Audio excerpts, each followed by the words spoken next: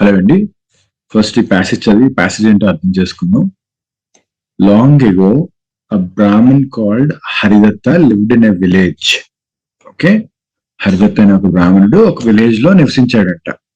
He was a farmer by the piece of he was farmer but the piece of land he cultivated provided him with so little to survive on that he was very poor. అంటే ఆయన ఫార్మరే కానీ ఆయనకున్న land ఏదైతే ఆయన వ్యవసాయం చేసుకుంటున్నాడో, cultivate చేసుకుంటున్నాడో, ఆయనకి మరి బ్రతుకు తీరు కోసం దాని నుంచి చాలా తక్కువ వచ్చేదంట.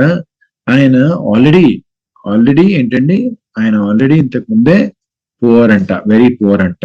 అప్పుడు ఏమైంది, one day unable to stand in the heat of the summer sun he went to rest for a while under a big tree. మనోడు ఒక రోజు ఎండ దెబ్బ కాయలేక అలా వెళ్ళి చెట్టు నీడచాటు నించున్నాడంట ఆ ల్యాండ్ లో. అప్పుడు ఏమైందంట, before he could stretch out on the ground, అంటే ఇంకా నిద్రపోదాం అనుకుని ఇలా మనోడు ఇంకా స్ట్రెచ్ అయ్యి ఇలా కాళ్ళు అయి చాపుకొని ఇలా పడుకుందాం అనుకునే లోపలే he saw a huge black cobra slithering out of an ant hill nearby. ఒక పాము పుట్ట నుంచి ఒక స్నేక్ స్లిదర్ చేస్తూ, పాము అలా పాక్కుంటూ వెళ్తుంది కదా, ఆ స్నేక్ స్లిదర్ చేస్తూ మనోడికి కనిపించిందంట. ఎవరికి? హరిదత్తకి.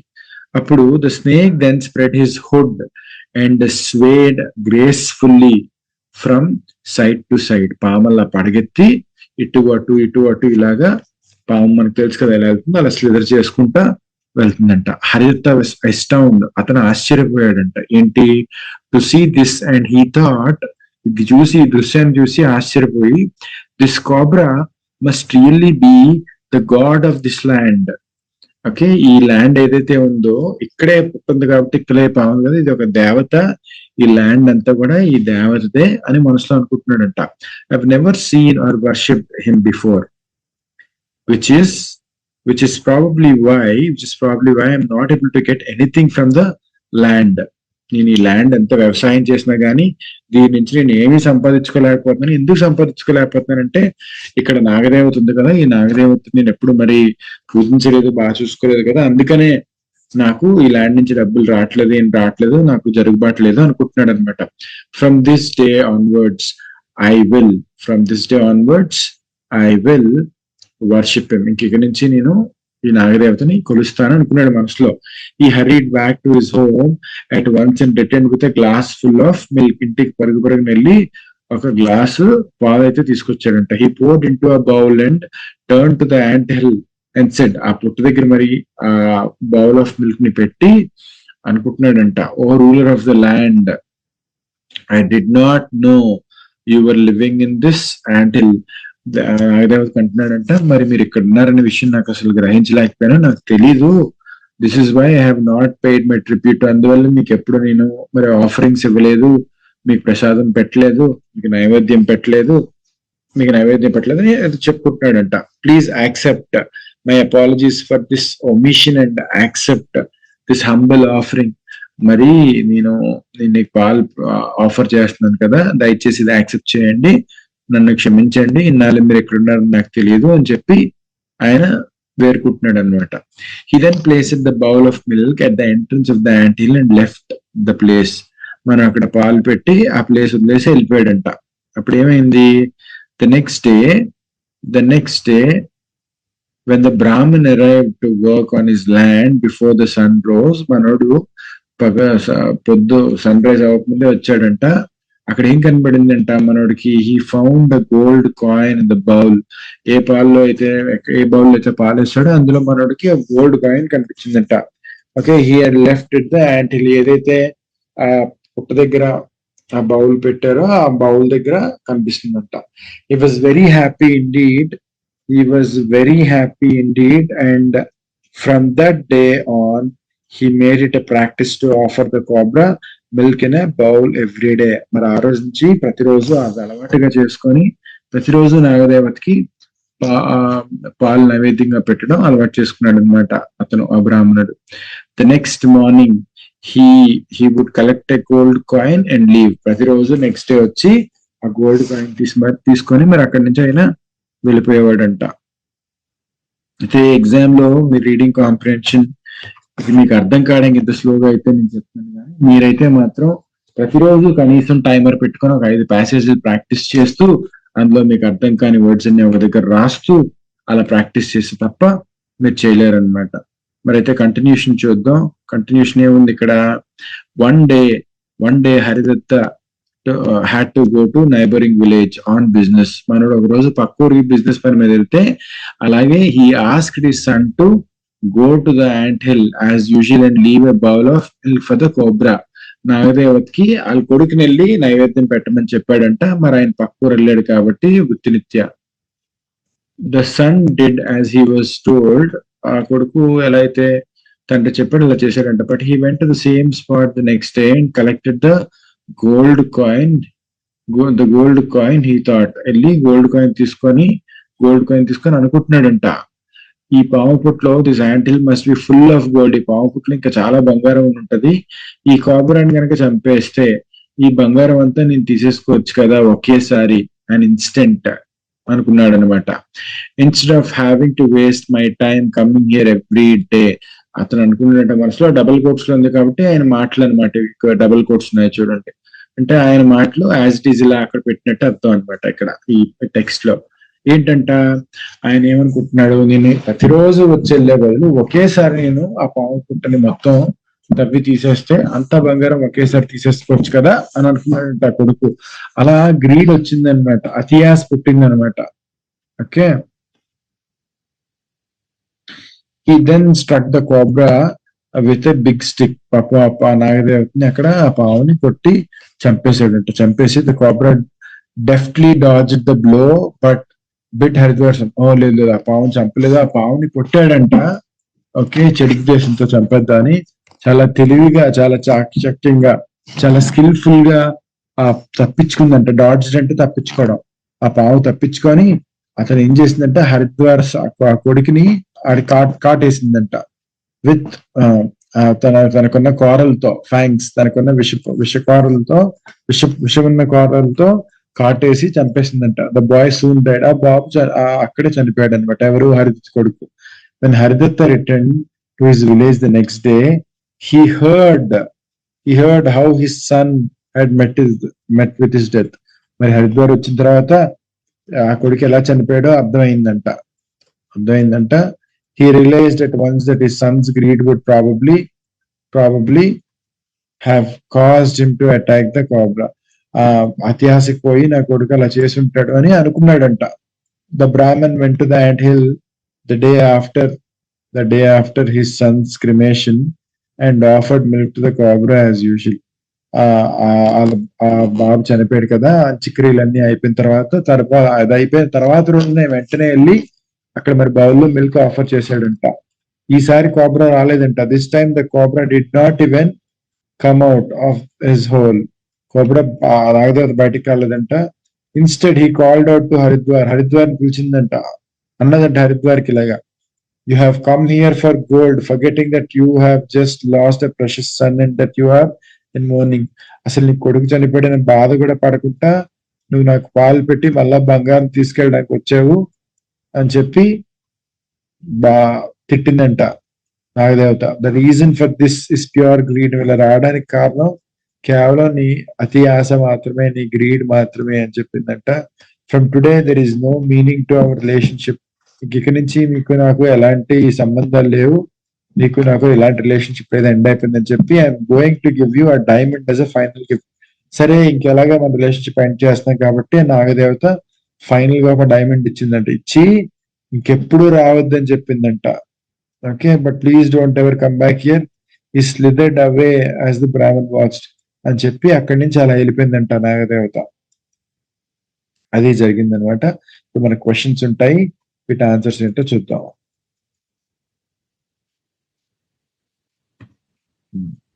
చూడండి, ఇక్కడ క్వశ్చన్ ఏంటి, which of the following is true according to the story.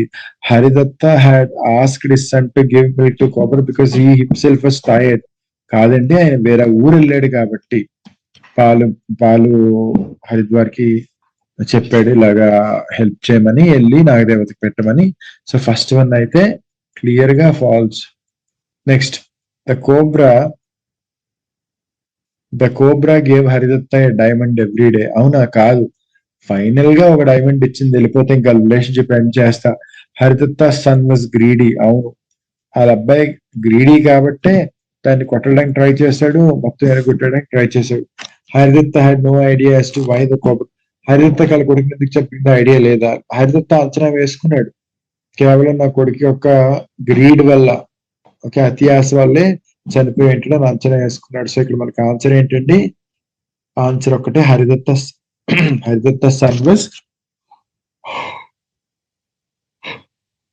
Greedy. అది మాత్రం మన ఆన్సర్ అనమాట.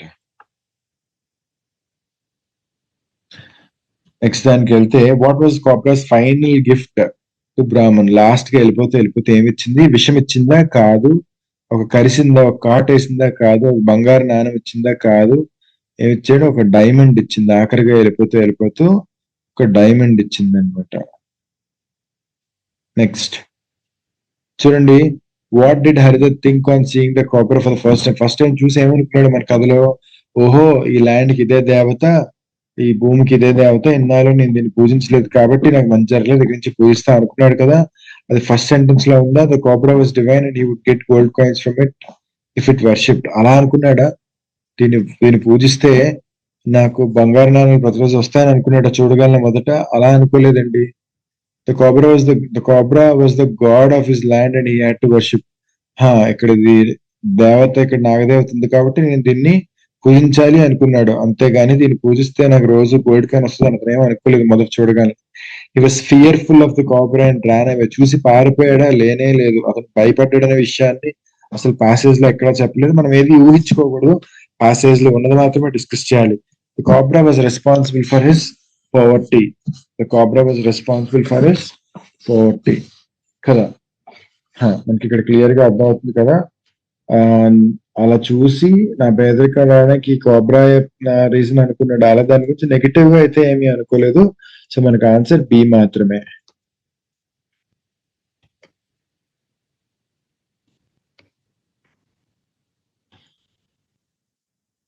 Which of the following is possibly the most appropriate title for the story? ఈ కథ అంతా ఏంటి? ద ఫూలిష్ బ్రాహ్మణ గురించి ఇక్కడ తప్పుగా మాట్లాడు. The Brave cobra, cobra braveness కోసం ఇక్కడ మాట్లాడు. హరిదత్త అండ్ హిస్ సన్ అంటే కథలో మెయిన్ క్యారెక్టర్ పావన్ వదిలేస్తాను, నాగదేవత వదిలేస్తాను కాబట్టి కాదు. ద మోర్నింగ్ ఫాదర్, అసలు వాళ్ళ ఫాదర్ బాధపడడానికి కొడుకు చనిపోయినట్టు అక్కడ చెప్పలేదు. కథంతా కూడా ఎక్కువగా ఎవరి చుట్టూ తిరిగింది? దేని చుట్టూ ఎక్కువ తిరిగింది? ఈ కథంతా కూడా థీమ్ ఏంటంటే ఎప్పుడైనా గుర్తుపెట్టుకుని టైటిల్ అడిగితే ఎక్కువగా ఎవరి కోసం మాట్లాడారు, దేనికోసం రిపీటెడ్ గా చెప్పారు, ఆ ఐడియాస్ కవర్ అయ్యేలా చూసుకోవాలి. దేర్ ఫోర్ మన ఆన్సర్ ఏంటంటే ఏ అవుతుంది.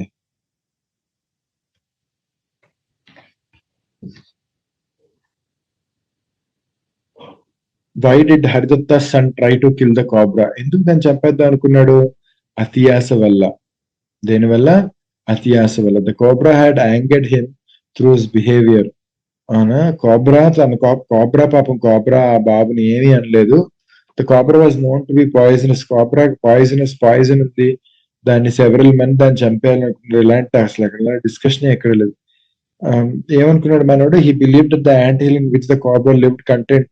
ఆ పావుల పొట్టులో చాలా బంగారం ఉందేమో, దాన్ని చంపేస్తే అన్ని తీసేసుకోవచ్చు కదా అనుకున్నాడు కథలో, అందుకని సి మన answer. Okay, next, he thought the cobra would bite him if he went near. దగ్గరికి వెళ్తే పాము కరిచేస్తుందని డిస్కషన్ ఎక్కడ లేదు. He did not like the fact that his father was wasting his time by feeding cobra. అసలు ఆ బాబుకి ఆ తండ్రి పట్ల ఎందుకు ఈ పావును చూస్తున్నాడని అసహనం వ్యక్తపరుస్తున్నట్టు కానీ చిరాకు పడుతున్నట్టు కానీ ఎక్కడ ఏమి అలాంటివి ఏమీ లేవు కాబట్టి ఈ కూడా కాదు. కేవలం మన ఆన్సర్ సి అవుతుంది.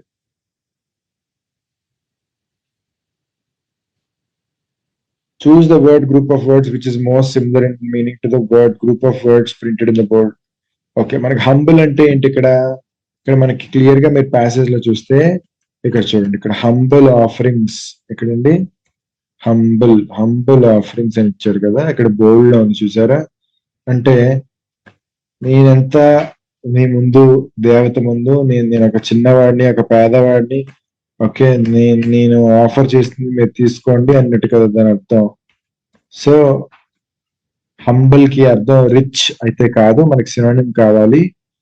హంబుల్ కి రిచ్ అయితే కాదు, హంబుల్ కి వేస్ట్ అయితే నెగిటివ్ కాదు. హంబుల్ అంటే అక్కడ నీ ముందు చాలా తక్కువ, నేనంత నీ ముందు ప్రభు, నేనంత నీ ముందు స్వామి అన్నట్టు. సో నీ ముందు నేను తక్కువ అంటే అక్కడ మీక్ అవుతుంది అనమాట. మైట్ అంటే పవర్ఫుల్, మీక్ అంటే వీక్. గుర్తుపెట్టుకోండి, మైట్, మీక్. ఓకే, సో లో అంటే తక్కువ అని.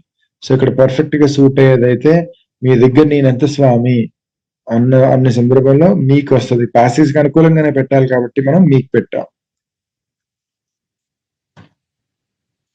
ఎస్టానిస్ట్, మీరు జాగ్రత్త చూడండి, ఇక్కడ మనం బోర్డు లో పెట్టింది.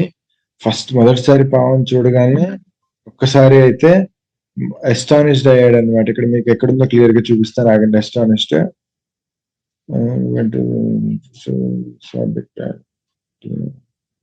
Okay, under graceful. ఇగో ఇక్కడ ఉంది చూడండి. అంటే మీరే చెప్పండి, మీరు ఒక పావును చూడగానే మీరు ఎలా రియాక్ట్ అవుతారు? మీరు ఒక సామాన్య మానవుడు, మీరు పాములు పట్టేవాడు అని అలా ఊహించుకోవద్దు. మీరు ఒక సామాన్య మానవుడు, మీరు అలా పాము వెళ్తుంటే చూస్తే సడన్ గా ఏమవుతారు? షాక్, ఒక సర్ప్రైజ్ లోకి వెళ్తారు కదా. సో అదే కూడా ఇక్కడ, అది కూడా అదే మీనింగ్ ఇక్కడ కూడా వస్తుంది. ఎస్టౌండ్ అంటే షాక్డ్ అని, సర్ప్రైజ్డ్ అని అలా వస్తుంది. ఎస్టౌండ్ అంటే ఏంటి? సర్ప్రైజ్డ్. అస్టౌండ్ అంటే ఏంటండి? సర్ప్రైజ్డ్. డేజ్డ్, అప్సెట్. అప్సెట్ అంటే మీకు తెలుసు, పెట్రిఫైడ్ అంటే భయపడిపోవడం. అక్కడ ఆయన చూసి ఒకసారి సర్ప్రైజ్ అయ్యాడు అనమాట. పెట్రిఫైడ్ అంటే చాలా భయపడిపోవడం అనమాట. చాలా భయపడి రాయిలా అలా ఉండిపోవడం షాక్ లో. అలాంటి సందర్భం లేదు కాబట్టి అది కాదు ఆన్సర్. నెక్స్ట్ దానికి వెళ్తే స్ట్రెచ్ అవుట్. మనం ఏం చేస్తాం? అలసిపోతే స్ట్రెచ్ అవుట్ చేస్తాం, అలా కింద చారపడతాం. దాన్నే లై డౌన్ అంటారు. ఎక్సర్సైజ్ కాదు, ఫాల్ కాదు, ఇలాంగేట్ కాదు. ఇలా అలసిపోయి చారపడదాం అనుకున్నాడు కదా కథలో. సో స్ట్రెచ్ అవుట్ అంటే అక్కడ అది అర్థం.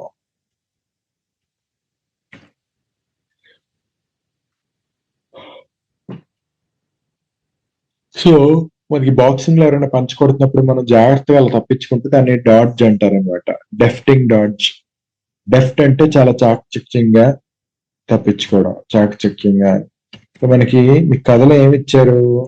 కథలో క్లియర్ గా ఏమిచ్చాడంటే, ఆ బాబు ఒక కర్రతో గట్టిగా కొట్టడానికి ప్రయత్నించాడంట. అలా చేస్తే తప్పించుకుందంట. అలా జాగ్రత్తగా, చాకచక్యంగా, చాలా క్విక్ గా, చాలా స్మార్ట్ గా తప్పించుకోవడం వల్ల డెఫ్ట్ అంటారు అనమాట.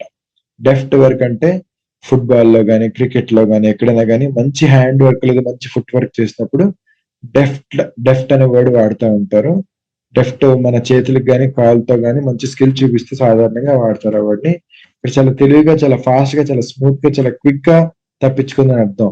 మనకి ఏం కావాలి? ఆపోజిట్ అడిగాడు.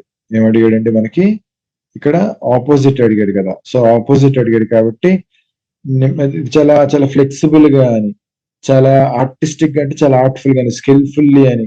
ఓకే, ఇవన్నీ కూడా పాజిటివ్ వర్డ్స్. కానీ మనకి నెగిటివ్ వర్డ్ కావాలి. ఎందుకు? మనకు ఆపోజిట్ అడిగాడు కాబట్టి. స్లగ్గిష్లీ అంటే చాలా స్లోగా, జిడ్డుగా, ఓకే, సరిగ్గా చేయకపోవడం, ఆక్వర్డ్ గా చేయడం, బ్యాలెన్స్డ్ గా చేయకపోవడం. సో అందుకని మన ఆన్సర్ స్లగ్గిష్లీ అవుతుంది. ఇన్ అన్ ఇన్స్టెంట్ అంటే వెంటనే, అప్పుడే, అక్కడికక్కడే. ఇప్పుడు మీరు ఆప్షన్స్ చూసినట్టయితే, చాలా జాగ్రత్తగా ఆప్షన్స్ చూసినట్టయితే, ఇన్ లీవ్ ఆఫ్ అంటే కనెక్షన్ అని, దేనికి కనెక్షన్ ఉందో అని అర్థం. దేంతో అయితే సంబంధం ఉందో, ఎవరితో అయితే కనెక్షన్ ఉందో అని అర్థం. క్విక్లీ అనేది సినానిమ్ అవుతుంది, కానీ మనకు సినానిమ్ కాదు. అట్ వన్స్ అంటే అది కూడా కొంచెం క్విక్ దగ్గరగానే. వన్ ఈచ్ డే అంటే డిలే అని అర్థం. ఇక్కడ కొద్దిగా కొంతైనా కంపేర్ చేసుకుంటే నేను ఇన్సిడెంట్ ఆపోజిట్ ఇదే కనబడుతుంది మనకి. ఏంటండి? ఇన్ ఈచ్ డే అంటే ఇక్కడ అర్థం బేసిక్ గా స్పీడ్ కి ఆపోజిట్ అనమాట. ఈ కాంటెక్స్ట్ లో ఎంతో కొంత చూస్తే అది. దేర్ఫోర్ వన్ ఈచ్ డే అనేదే మన ఆన్సర్ అవుతుంది అనమాట.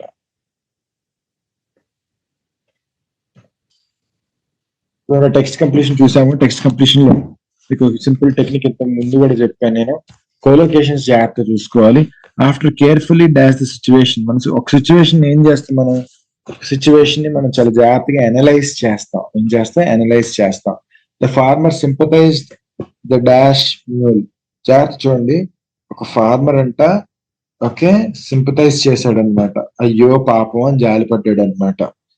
ఓకే ఒక యానిమల్ లో దేన్నో చూసి అక్కడ. ఇప్పుడు సింపథైజ్ తర్వాత ఏమొస్తుంది మీరు చెప్పండి? సింపథైజ్ ఆన్ అనాలా, సింపథైజ్ విత్ అనాలా, సింపథైజ్ త్రూ అనాలా, సింపథైజ్ బట్ అనాలా, సింపథైజ్ ఫర్ అనాలా? ఇంగ్లీష్ లో సింపతితో ఒక్కటే పదం వస్తుంది ఏంటండి? With.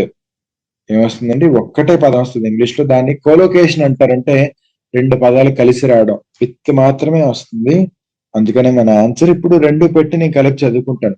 After carefully assessing the situation అంటే ఆ సిచ్యువేషన్ ని చాలా జాగ్రత్తగా అనలైజ్ చేసాక అని అర్థం అనమాట. అర్థమవుతుందా? నెక్స్ట్ దానికి వెళ్దామా?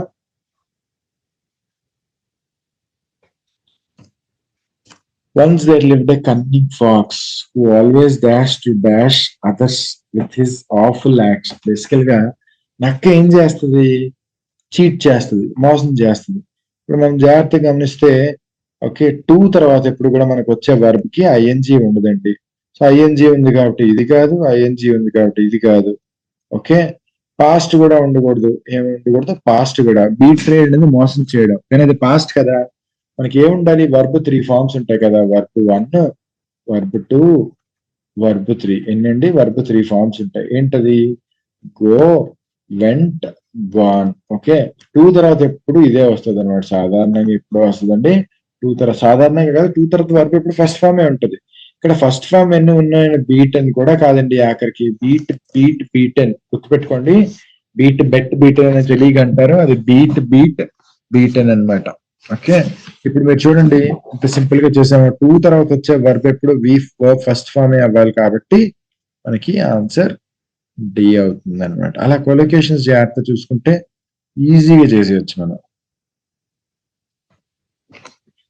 I dash a friend named Raj who dash a horse runs the city. మనకి హార్స్లు అన్ని ఇప్పుడు మనం అయితే ఆవులు దూడలు ఎలా గోశాలలో పెడతామో అలాగా హార్స్లు అన్ని పెట్టదని ర్యాంచ్ అంటాం అనమాట. ఈ క్వశ్చన్ ఏమంటుంది? నాకు ఫ్రెండ్ ఉన్నాడు రాజ్ అని, మనోడు మనకి గోశాలగా హార్స్ సాల్ ఉంది అని చెప్తున్నాడు అనమాట. ఐ హ్యాజ్ ఉండదండి ఇంగ్లీష్ లో. ఐ నీడ్ ఇంగ్లీష్ లో ఉంటది. ఓకే ఐ నీడ్ ఇంగ్లీష్ లో ఉంటది. ఓకే సో ఇది అవ్వచ్చు. ఐ పొసెసెస్ ఉండదు ఇంగ్లీష్ లో. ఐ హ్యాజ్ ఉండదు. ఐ హ్యావ్ ఉంటదండి. ఐ హ్యావ్ ఉంటది. ఐ గాట్ ఉంటది. ఓకే సెల్స్ అంటే క్రమంగా ఎప్పుడు చేసే పని కాబట్టి రొటీన్ గా ఎప్పుడు హీ సెల్స్ మ్యాంగోస్ అంటే ఆయన వృత్తిరీత్యా ఎప్పుడు మ్యాంగోస్ అమ్ముకుంటా ఉంటాడు అని అర్థం అనమాట. అలాగా ఇక్కడ ఇక్కడ బై ప్రొఫెషన్ మనోడు ఎప్పుడు హార్స్ ర్యాన్స్లు అమ్ముకుంటా ఉంటాడు ఆ సిటీలో. దానికి అర్థం రాదు కదా. సో అందుకని ఈ తీసేస్తాను. మిగిలిపోయినవి ఏంటి? I need a friend named Raj. నాకు ఎవరైనా పలానా పని చేసే వాళ్ళు కావాలి అన్నప్పుడు అంటారు కానీ నాకు ఒక ఫ్రెండ్ ఉన్నాడు, ఆడికి ఒక గోశాలలాగా హార్స్ పెట్టుకునేది ఉంది, ఆడు నాకు కావాలి అని నాకు అర్థం లేదు కాబట్టి ఇది కూడా తీసేస్తాం. అర్థమైందా? ఇప్పుడు డి ఒక్కదానికే మీనింగ్ ఉంది కాబట్టి మన ఆన్సర్ డి. నాకు ఒక గోశాలలాగా హార్సెస్ అన్ని పెట్టి రన్ చేస్తే ఒక ఫ్రెండ్ ఉన్నాడు అని చెప్పడంలో అర్థం ఉంది, మిగతా వాటిలో అర్థం లేదు కాబట్టి మన answer have. The recently dash Olympic Games experienced some unhealthy practices dash to by a few athletes. కొంతమంది అథ్లీట్స్ అంటే ఏం చేశారంట? కొన్ని బ్యాడ్ ప్రాక్టీసెస్ అంటే అలవాట్లు, కొన్ని చెడు అలవాట్లకి అయితే చేశారంట. ఇక్కడ చూడండి ప్రిఫర్డ్ తర్వాత I preferred this to that, I preferred coffee to tea, I preferred books to digital boards. Basic గా ప్రిఫర్డ్ తర్వాత ఒక ఆబ్జెక్ట్ రావాలి. ఇక్కడ ఆబ్జెక్ట్ లేకుంటే డైరెక్ట్ గా టూ ఉంది కాబట్టి ప్రిఫర్డ్ కాదు. ఎగ్జిబిటెడ్ ద రీసెంట్లీ హెల్డ్, ఇది పెట్టి చదువుతున్నాను. ఫస్ట్ ఒకసారి చూసేద్దాం. The recently concluded Olympic games. Okay first బాగానే ఉంది, ఇది ఆన్సర్ అవ్వచ్చు. ఎందుకంటే ఇంగ్లీష్ లో రిసార్టెడ్ తర్వాత టూ వస్తుంది. ప్రిఫర్డ్ తర్వాత డైరెక్ట్ గా టూ రాదు, ఆబ్జెక్ట్ రావాలి. అంటే ప్రిఫర్ కాఫీ అని ఒక ఆబ్జెక్ట్ ఏదో రావాలి. హెల్డ్ సరిపోయింది. ఇక్కడ the recently held Olympic games experienced some unhealthy practices exhibited to buy a few athletes. దీనికి అర్థం లేదు. ఇక్కడ ఎగ్జిబిటెడ్ కి ఈ కాంటెక్స్ట్ లో అర్థం లేదు. రీసెంట్లీ ఓవర్ ఒలింపిక్స్ కూడా అర్థం లేదు. క్లోజ్డ్ ఒలింపిక్స్ కూడా అర్థం లేదు. సో మిగిలిపోయిన ఆప్షన్ 1 మాత్రమే. ఏంటి? రీసెంట్ గా అయిపోయిన ఒలింపిక్స్ ఏదైతే ఉందో అందులో అథ్లీట్స్ కొంతమంది మరి గెలవడానికైతే దేనికైతే చెడు చెడు ప్రాక్టీసెస్ అయితే ఇన్వాల్వ్ అయ్యారు చెడు ప్రాక్టీసెస్ లో దాని అర్థం.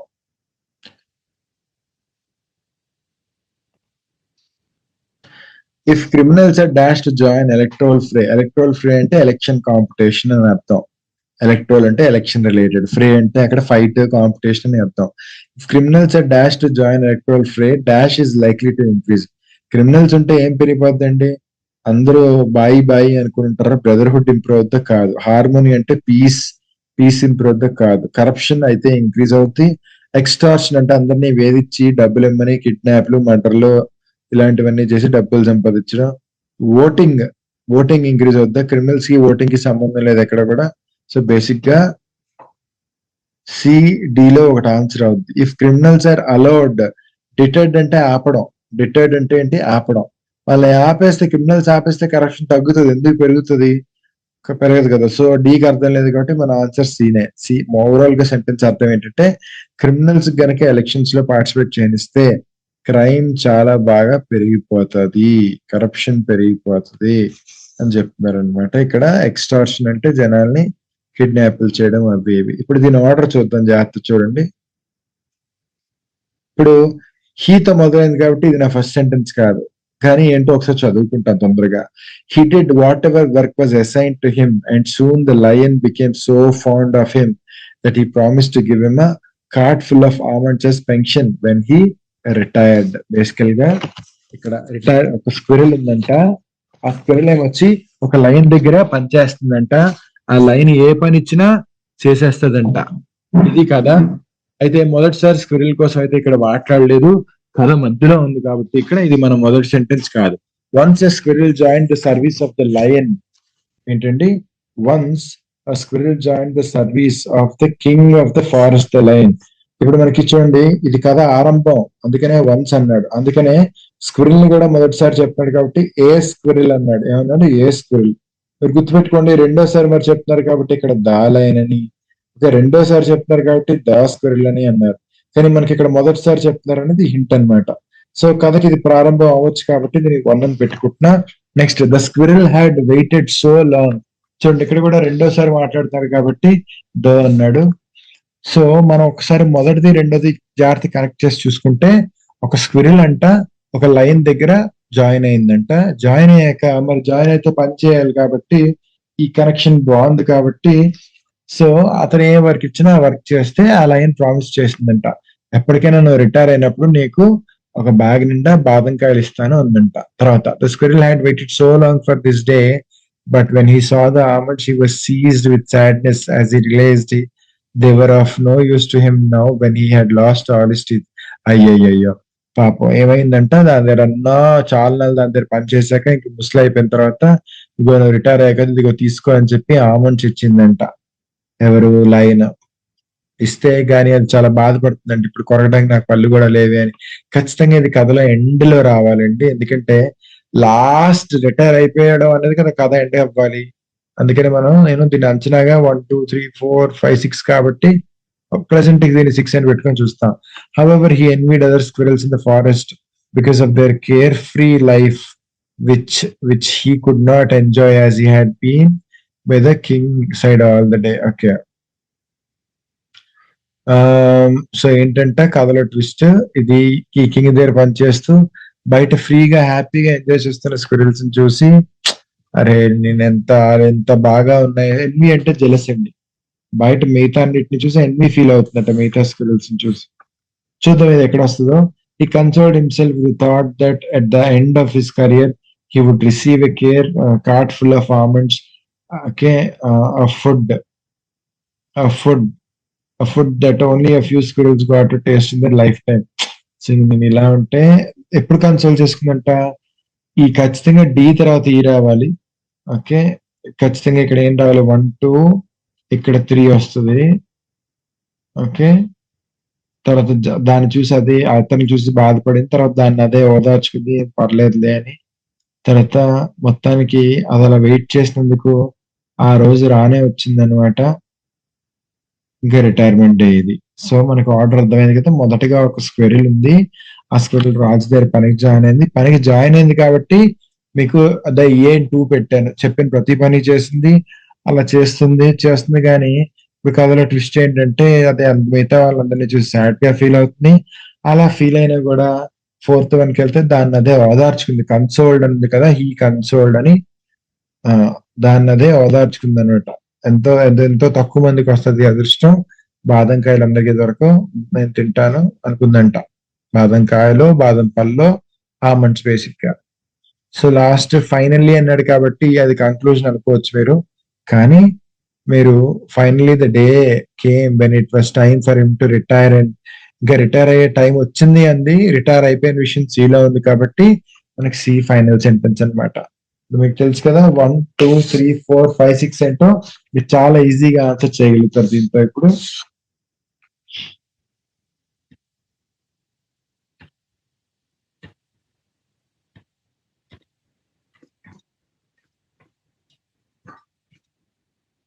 ఓకే, ఇప్పుడు గ్రామర్ ఎలా చేయొచ్చో చూద్దాం. Mahesh who was junior in most other employees. Junior in most other employees కాదండి, ఇక్కడ ప్రిపోజిషన్ తప్పు ఉంది. జూనియర్ టు ఏంటండి, junior to, senior than, senior to me, okay ఒకసారి చూసి చెప్తాను నేను. జూనియర్ తో తర్వాత అయితే మాత్రం టూ ఏ వాడాలి ఖచ్చితంగా. Mahesh was junior to most other employees in his office has been promoted. ఖచ్చితంగా వాడాల్సింది అయితే టూ.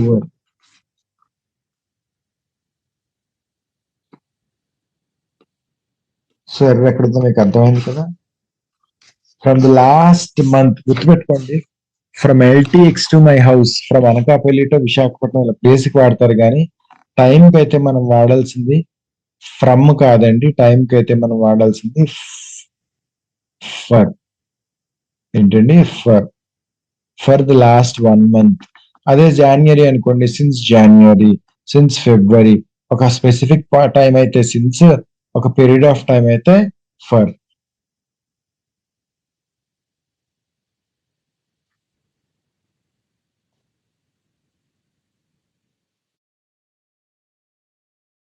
పోతే when I receive the letter the day for the interview was already over. మీరు చూడండి సెంటెన్స్ అంతా పాస్ట్ లో ఉంటుంది, మిగతావన్నీ కూడా పాస్ట్ లో ఉండాలి కదా. ఇక్కడ క్లియర్ గా వాజ్ ఆల్రెడీ అని పాస్ట్ లో ఇచ్చాడు కదా, అలాంటప్పుడు ఇక్కడ ప్రెసెంట్ టెన్స్ ఎందుకు ఉండాలి? ఇది కూడా పాస్ట్ టెన్సే అవ్వాలి కదా. సో వెన్ ఐ రిసీవ్ కాదు, వెన్ ఐ రిసీవ్డ్. ట్విస్ట్ ఏంటంటే ఇందులో రెండు తప్పులు ఉన్నాయి. క్వశ్చన్ లో తప్పు ఏంటంటే when I received the letter the date for the interview had already been over అని రావాలి. But that's okay. ప్రస్తుతానికైతే ఇది బాగా బండగా ఓపెన్ గా కనబడే తప్పు కాబట్టి క్లియర్ గా దీన్ని మనం పెట్టుకున్నాం. వెన్ ఐ రిసీవ్ కాదు, వెన్ ఐ రిసీవ్డ్ కావాలి. We had helped him if he had requested us earlier. ఇక్కడ రావాల్సింది ఏంటంటే we would have helped him. ఏమనాలండి, we would have helped him. నేను జాగ్రత్తగా రాస్తాను చూడండి. we would have ఏంటండి, we would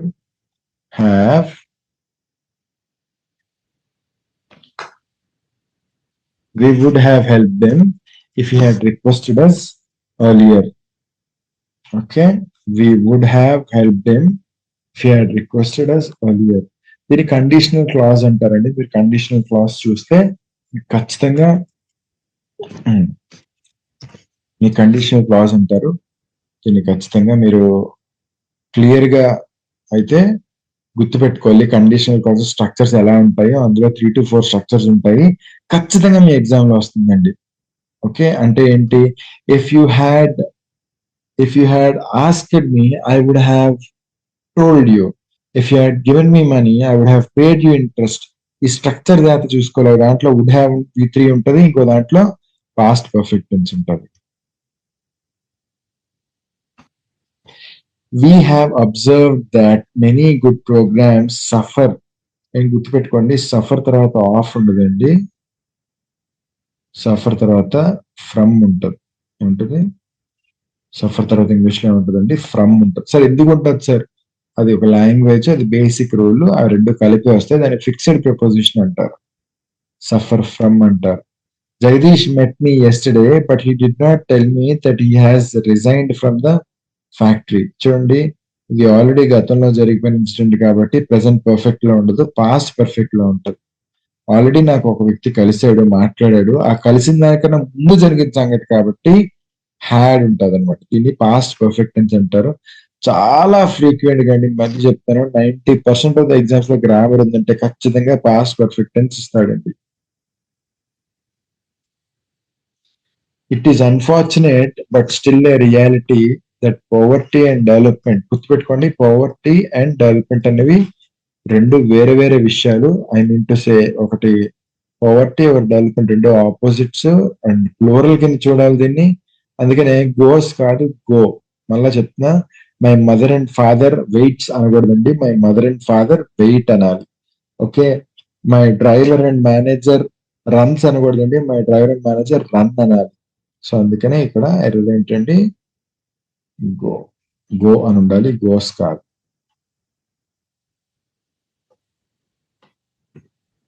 I know who this job should be interested to. చూడండి, subjective case, objective case అని రెండు కేసులు ఉంటాయి. పని చేసేవాడి కోసం మనం మాట్లాడుతాం. I know who this job should be interested to. ఇక్కడ హూ, మీకు హూకి హూమ్ కి మధ్యలో వ్యత్యాసం జాగ్రత్తగా చూసుకోవాలండి.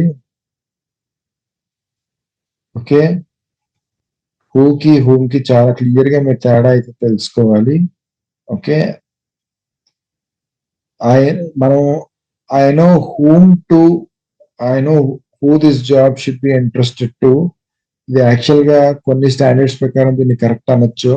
బట్ అయినట్టు కూడా మన బ్యాంకింగ్ వర్క్ వస్తే ఇక్కడ హూ రాకూడదు, హూమ్ రావాలి. ఒక పనిని ఒకరు తీసుకుంటున్నారు, పని చేసే వాళ్ళు ఉన్నప్పుడు సబ్జెక్టివ్ కేసు అంటారు దాన్ని.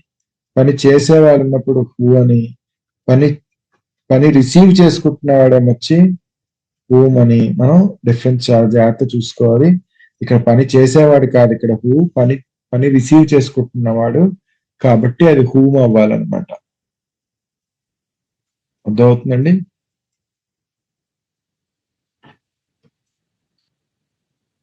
The supervisor noticed that one of the employees, గుర్తుపెట్టుకోండి, వన్ ఆఫ్ ద ఎంప్లాయీస్ అంటే ఉన్న ఎంప్లాయీస్ లో ఒక్కలు అని అర్థం. మరి ఒక్కలు అని ఉన్నప్పుడు ఇక్కడ వర్ర ఎందుకు ఉంటదండి?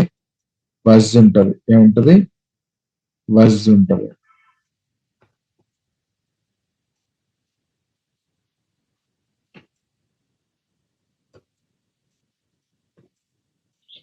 How well a person completes his own assessments. ఇదంతా ఒక థాట్ కదా. ఒక వ్యక్తి తన యొక్క అసెస్మెంట్స్ ని, హోంవర్క్స్ ని, వర్క్స్ ని ఎంత బాగా కంప్లీట్ చేసుకుంటాడు అనేది ఒక ఆలోచన. ఇదంతటిని కూడా ఇట్టి కింద చూడాలి మనం. అప్పుడు ఆ పక్కనే వస్తున్న వర్బ్ డిపెండ్ కాదు, డిపెండ్స్ అవుతుంది. ఏమవుతుందండి? Depends. How well a person completes his work assignment, own assignment depends upon his skill. Depend కాదు అక్కడ ఏంటండి, ఎందుకంటే మనం ఈ ఒక్క ముక్కను చూడకూడదు, ఇదంతా ఒక ఆలోచన. ఈ ఆలోచన మనం వ్యక్తితో రిఫర్ చేసుకోవాలి. సో మీరందరూ కూడా దీన్ని సబ్జెక్ట్ వర్బ్ అంటారు. గుర్తుపెట్టుకోండి, సబ్జెక్ట్ వర్బ్ అగ్రిమెంట్ ఖచ్చితంగా క్వశ్చన్ వస్తుంది. పాస్ట్ పర్ఫెక్ట్ టెన్స్ మీద ఖచ్చితంగా ఒక క్వశ్చన్ వస్తుంది. సబ్జెక్ట్ వర్బ్ అగ్రిమెంట్ మీద ఖచ్చితంగా ఒక క్వశ్చన్ వస్తుంది. దీంతో మరి పీపీటీ అయిపోయిందండి. Thank you.